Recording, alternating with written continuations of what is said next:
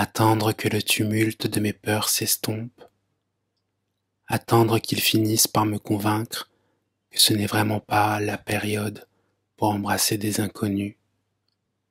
Attendre, attendre depuis le mois de mars, jouer la carte de la prudence et des consignes, arriver même à ne plus en avoir envie à force d'avoir peur, perdre un appartement, un travail, laisser passer l'été et les nombreuses galères, se retrancher dans la survie, sortir les crocs comme on dit, malgré le désespoir, mais ne jamais oublier que ça continue à grouiller à l'intérieur.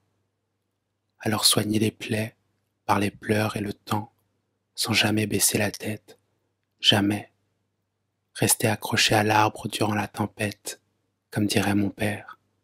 Tenir bon, tenir bon, tenir bon. Jusqu'à deux rencontres qui me redonnent un peu d'espoir et un peu de luminosité. Franck et Fafa, je n'ai pas peur de les nommer. Ouvrir la porte d'une nouvelle maison et ouvrir aussi la porte à nouveau de mon désir et de mes pulsions. Le bruit de mon impatience et de mes frustrations gronde à nouveau dans mon cœur asséché. Je bande à nouveau, il fait soleil en plus. Je me protège déjà tout le temps, je ne peux pas continuer à me protéger de mon envie presque irritante de partir à la rencontre d'un autre. Ces moments d'infini sont si rares et je veux pouvoir les ressentir jusqu'à mon dernier souffle.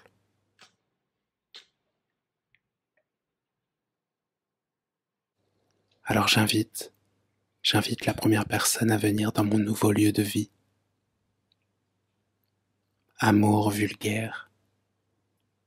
Il me dit d'emblée devant le pas de la porte, « Je suis jaloux de tes yeux noirs. » Je ris, faussement timide, faussement contestataire.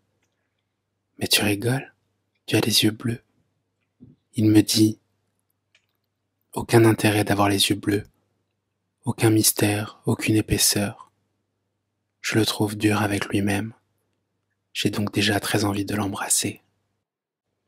Avant de nous embrasser, nous nous prenons immédiatement les mains, comme des frères complices d'une future bêtise délicieuse.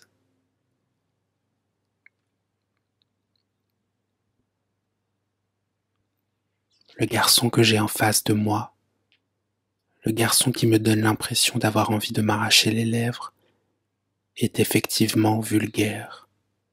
Vulgaire de beauté, de pudeur et de délicatesse. Je suis si bien avec lui. J'ai envie que ce moment dure à tout jamais.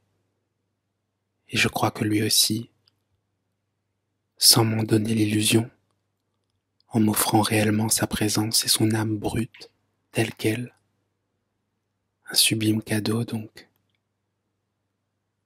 J'ai envie de le déshabiller, de goûter chaque parcelle de cet être rare et précieux. On se revoit quand, salope? Quand tu veux. Je le sens méfiant des promesses.